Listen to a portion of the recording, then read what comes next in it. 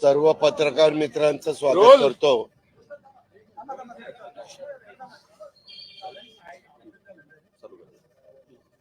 सर्व पत्रकार मित्रांचं स्वागत करतो.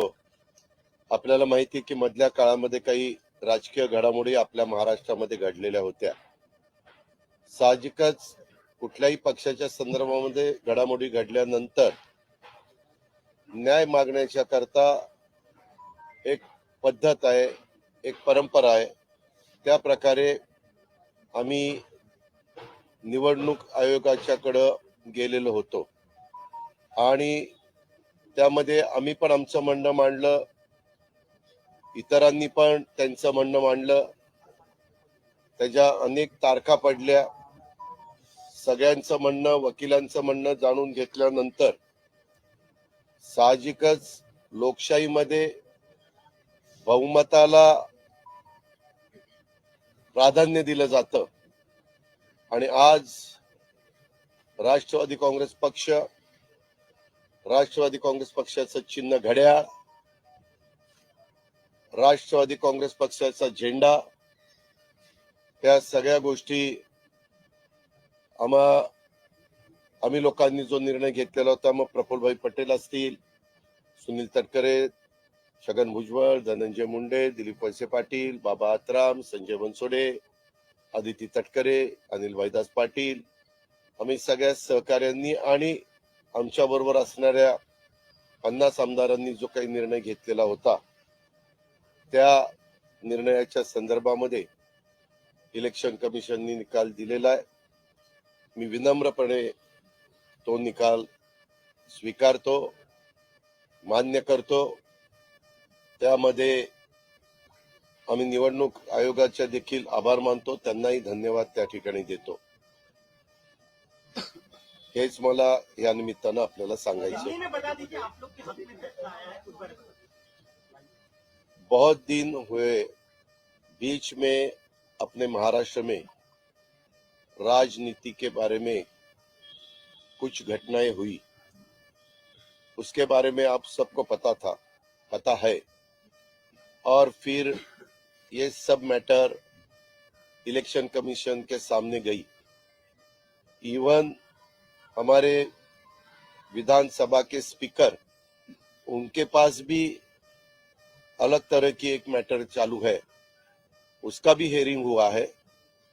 उसका भी रिजल्ट कब वो देने वाले हैं पता नहीं, लेकिन जल्द से जल्द मिलेगा ऐसा मैं आशा करता हूं.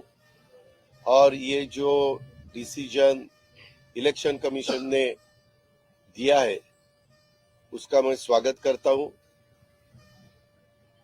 विनम्र से ये उन्होंने दिया हुआ डिसीजन हम स्वीकारते हैं और उसका स्वीकार करते हैं. और हमारा जो पार्टी का नाम था, पार्टी का सिंबल था, पार्टी का फ्लैग था, वो सभी हमारे लोगों के साथ उन्होंने डिसीजन जो दिया उसमें बारे में हम बहुत खुश है. उनको भी हम धन्यवाद देना चाहते हैं. एक आरोप केलेला आहे आता दिल्लीमध्ये बोलताना की अदृश्य शक्तीने मराठी माणसाचा पक्ष पळवला, असा जो आरोप त्यांचा केला जातो, त्यावर काय म्हणणं आहे? खरंच आता सुरू करत आम्ही सगळेजण मराठीच आहोत. का रे, आपण मराठीच आहोत ना? आम्ही मराठीच आहोत. त्याच्यावर पक्ष पळवायचा प्रश्न येतो कुठं? काय कोणाला काय म्हणायचं? आम्ही त्यांच्याबद्दल जास्त टीका टिप्पणी करू शकत नाही. आम्ही कामाचा विचार करणारी माणसं, काम करणे, महाराष्ट्राचा सर्वांगीण विकास करणे, केंद्राच्या जास्तीत जास्त योजना महाराष्ट्रामध्ये आणणे आणि नवीन पिढीला बरोबर घेऊन, वडीलधाऱ्यांना बरोबर घेऊन महाराष्ट्रामध्ये डेव्हलपमेंटच्या करता प्रयत्नशील राहणे, एवढंच आमचं काम आहे.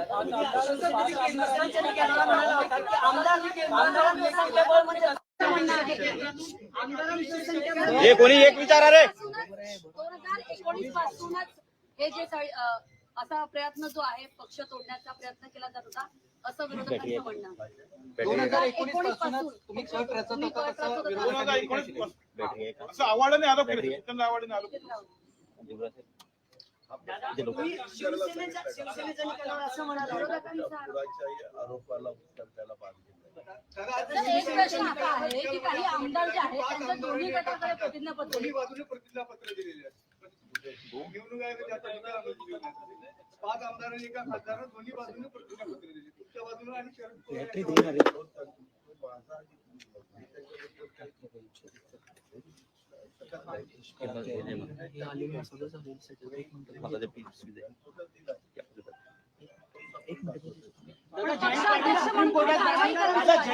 सुप्रीम कोर्टात जाणार असं म्हणाले आहेत.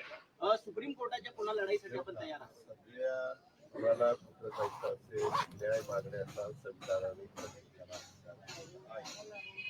ज्याच्याला त्यांच्या बाजूने विचार केला असता, आमच्या बाजूने विचार लागला म्हणून ते सुप्रीम कोर्टाचा प्रश्न आहे. ठीक आहे, सुप्रीम कोर्टामध्ये गेल्यानंतर आम्हाला त्याच्याबद्दल मागायला लागेल. आम्ही चांगले वकील घेऊन ते तपासण्याचं काम करू.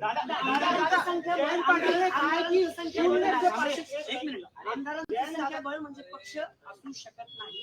ज्यांच्याकडे जास्त आमदार त्यांचा पक्ष होऊ शकत नाही असं विधान तुम्ही शिवसेनेच्या सगळ्या महाविकास आघाडीत आता हे तुमचं तेच मत आहे की काय सांगायला? एक पत्रकार मित्रांनो, तुम्ही प्रश्न विचारत असताना या काळात तुम्ही असं बोलला होता, त्या काळात तुम्ही असं बोलला होता, अशा प्रकारचे दाखले देतात. यामध्ये आमची भूमिका फक्त आमच्या बरोबर बहुसंख्य आमदार अशा 50पेक्षा जास्त तर आमदार आमच्या बरोबर आहेत आणि ते सातत्याने भूमिका 3 दिवस दाखवत होता. कुठले आमदार कुणाकडे आहे, नक्की कुणाच्याकडे किती आमदार आहे, तुम्ही पण चाचपणी करत होता. आम्ही शांत बसलेलो होतो कारण आम्हाला माहिती होतं की आमदार बहुसंख्येने आपल्या बरोबर आहेत आणि आम्ही आमचं काम करत होतो. आम्ही त्याच्याबद्दल कधीही ओहापोह केला नाही आणि असं आकडे मोजून दाखवले पण नाही. आणि नंतर तुम्हालाच कळालं की किती आमदार आज आहेत आमच्या बरोबर हे. आणि नंतर पण ज्यावेळेस मॅटर चालू होती त्याही वेळेस आमदारांनी ऍफिडेव्हिट करून दिली. ती पण ऍफिडेव्हिट म्हणजे मला वाटतं नार्वेकर साहेबांच्या समोर पण गेली आणि तिथं इलेक्शन कमिशनच्या समोर पण गेली. आता आमच्या बरोबर राष्ट्रवादी काँग्रेस पक्षातले मॅक्झिमम जिल्हा अध्यक्ष देखील आहेत. हे आपण पहा. त्याच्यामध्ये तुम्ही जर बघितलं तर एकूण आपले 36 जिल्हे जरी असले तरी महानगरपालिकेला हे जिल्ह्याचा दर्जा दिला जातो. म्हणजे पुण्यामध्ये पिंपरी चिंचवड एक जिल्ह्याचा दर्जा आहे, पुणे शहर जिल्ह्याचा दर्जा आहे आणि पुणे ग्रामीण. त्याच्यावर तिथं सगळे बहुतेक आमदार अध्यक्ष हे आमच्या बरोबरच होते कारण आमचीच भूमिका योग्य होती, ही सगळ्यांना पटत होती. आणि त्या प्रकारे बहुसंख्य जिल्हाध्यक्ष पण आमच्या बरोबर राहिले, बहुसंख्य सेलचे देखील प्रमुख आमच्या बरोबर राहिले. हे त्रिवार सत्य. आणि बहुसंख्य आमदार पण होते. लोकशाहीमध्ये ज्यांच्या बाजूने बहुसंख्य लोक असतात तेच पक्ष चालवत असतात.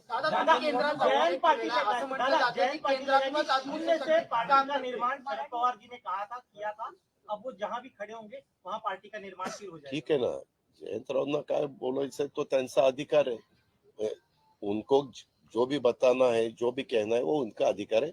उसके बारे में नो कमेंट्स.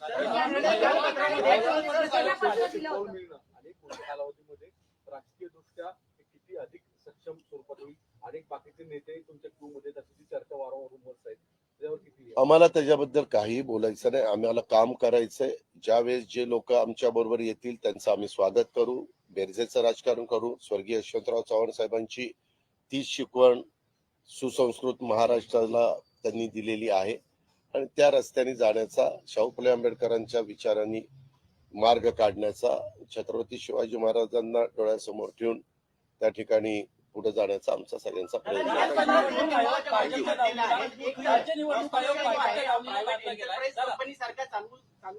काय काय काय पक्ष प्रायव्हेट एंटरप्राइज कंपनी सारखं कोणी चालवू शकत नाही असे निकाल पत्रात नमूद करण्यात आलेलं आहे. आणि दुसरी महत्वाची गोष्ट, आमदारांची जी संख्या आहे त्याच्या आधारावरती हा निर्णय घेण्यात आलेला आहे, पक्ष संघटनेच्या संख्येवरती. मी त्याच्यामध्ये तुम्हाला सांगितलेलं आहे की पक्ष संघटनेमधले बहुसंख्य सन्माननीय सदस्य, आपण जर आपल्याला माझ्या बरोबर काही आपल्यातले सहकारी द्यायचे असेल तर द्या. मला कुठल्याही जिल्ह्यात जायला सांगा, त्या जिल्ह्यामध्ये कुणाबरोबर किती लोक आहेत पदाधिकारी ते तुम्हालाच पाहायला मिळेल. याची सहमत आहात आपण? एक मिनिट, तुम्ही निवडणूक आयोगाने जो निकाल दिलेला आहे त्याच्याबद्दल कॉमेंट्स करण्याचं माझं काम नाही.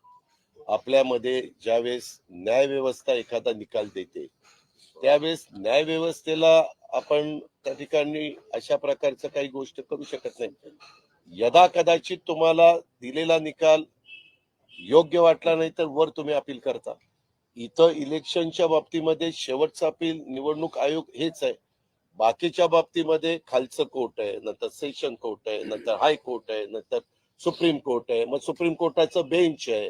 हे अशी पद्धत आहे. त्याच्यामुळे त्यांनी निकाल दिलेला आहे तो आम्ही विनम्रपणे स्वीकारला.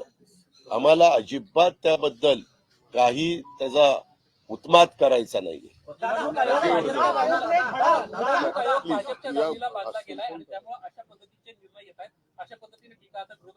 ठीक आहे, विरोधकांना टीका करण्याशिवाय दुसरं काय उरलेलं आहे? चला, काही झालं तरी निकाल त्याच्यामध्ये टीका टिप्पणीच करायची. जास्त जागा मागणार का आता पक्ष चिन्ह कुठले? लोकसभा विधानसभेसाठी आता तुम्ही जागा जेव्हा मागाल महायुतीमध्ये किंवा जास्त जागा मागणार का आता पक्ष चिन्ह? नाही, जास्त जागा मागायचा त्याच्यामध्ये प्रश्न येतो कुठं? आम्ही ज्यावेळेस पक्ष एकत्रपणे सरकारमध्ये आलो त्यावेळेसच आमच्या काही गोष्टी ठरलेल्या आहेत. त्याच्यामध्ये तुम्हाला सांगण्याचं काही कारण नाही. आम्ही आमच्या अंतर्गत चर्चा करू त्यावेळेस आम्ही त्या व्यवस्थितपणे कुठेही काही तुम्हाला कोणाला फार काही त्याच्यातला मुद्दा मिळणार नाही. व्यवस्थितपणे त्याचं वाटप होईल असं माझी